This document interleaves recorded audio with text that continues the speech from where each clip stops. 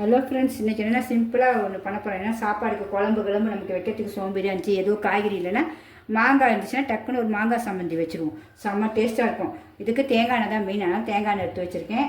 அதுக்கு வந்து 2 காஞ்ச மிளகா உங்களுக்கு வறுக்கிறதுக்கு, ஒரே 2-3 காஷ்மீரி மிளகாய் எடுத்துக்கணும். அந்த காரம் இருக்காது. காஷ்மீரி மிளகாய் 2, அப்புறம் சீரகம் கொஞ்சோண்டு, ஒரு துண்டு இஞ்சி, புளி சிறிதளவு, அதாவது கோலிக்காய் சைஸு, இது சின்ன வெங்காயம் ஒரு 20 சின்ன வெங்காயம் எடுத்து வச்சுருக்கேன். சின்ன வெங்காயம் தான் ரொம்ப டேஸ்ட் இருக்குது. தேங்காய் பார்த்தா நல்லா ஒன்று பெருசு உங்களுக்கு. இதில் வந்து ஒரு அரை, அப்புறம் கொஞ்சோண்டு மிளகாத்தூள் போடுவோம், ஒரு 1/4 ஸ்பூனு. கல் உப்பு போடுங்க. இதில் கல் உப்பு தான் வறுத்து தான் வச்சுருக்கேன், அதான் அந்த கலரில் இருக்குது. அப்புறம் கருவேப்பிலை நம்ம கைக்கு ஒரு கை. செம்ம டேஸ்ட்டாக இருக்கும் இது.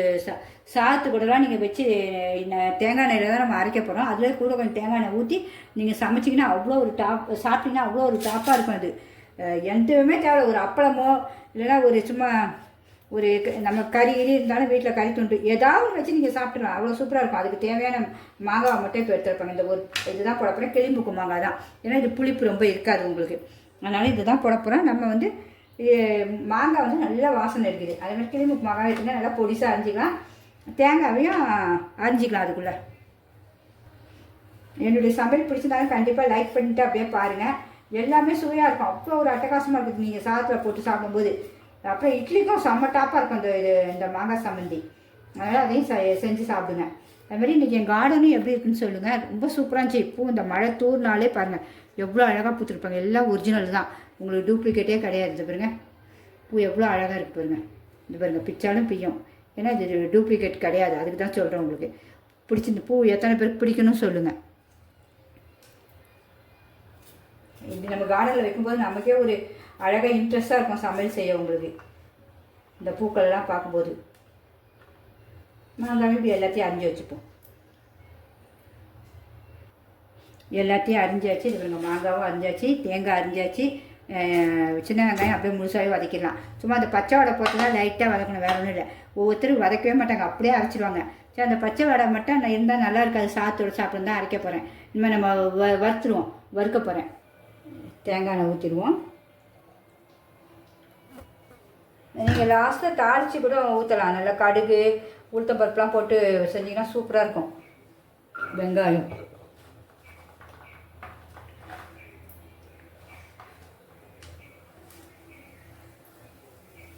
வெங்காயம், இஞ்சி,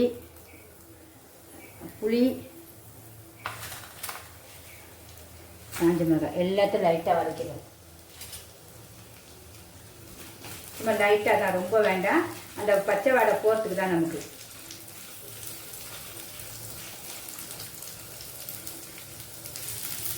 எல்லாம் லைட்டாக நல்லா கலர் மாறிடுச்சு. இப்போ இந்த மாங்காவையும் போட்டுருவோம், கருவேப்பிலையும் போட்டுருவோம், சீரகம் எல்லாம் போட்டுருவோம்.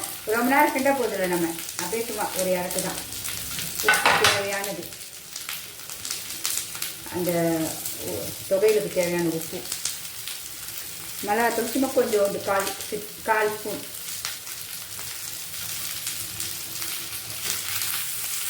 அவ்வளோதான்.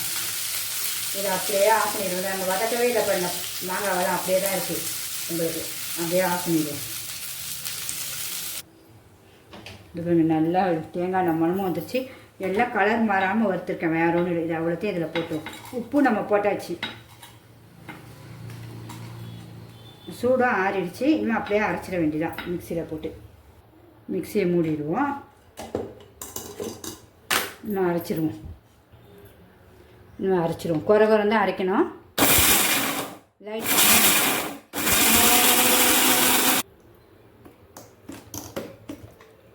இல்லை, சூப்பராக அரைப்பட்டுடுச்சு பாருங்கள். என்ன பார்க்க எவ்வளோ அழகாக இருப்பாருங்க.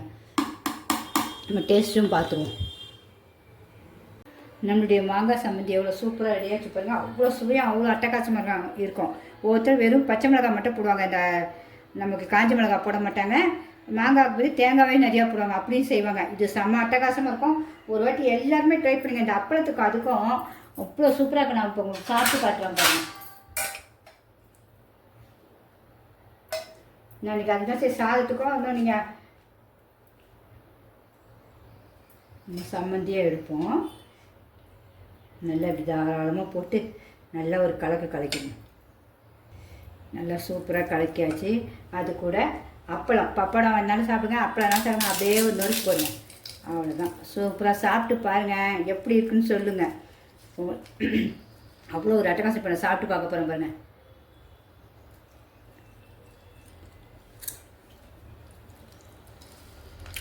அப்பா செம்ம டேஸ்ட்டுங்க. இது வேறு லெவல் தான், சொல்லவே முடியாது டேஸ்ட்டை. எல்லாருமே கண்டிப்பாக ட்ரை பண்ணுங்கள். பிடிச்சதா கண்டிப்பாக லைக் பண்ணுங்கள். இதுக்கு தோசையும் சூப்பராக இருக்கும், இந்த சம்மந்திக்கு இட்லியும் சூப்பராக இருக்கும். எல்லாம் ட்ரை பண்ணி பாருங்களேன்.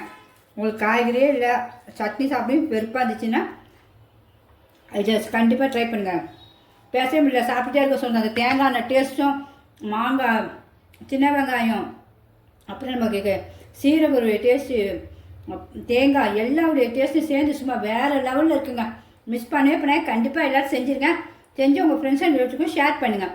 ஓகே ஃப்ரெண்ட்ஸ், பிடிச்சிருந்தா சிம்பா நியூஸ் சேனலுக்கு சப்ஸ்கிரிப்ஷன் பண்ணுங்கள். பாய்.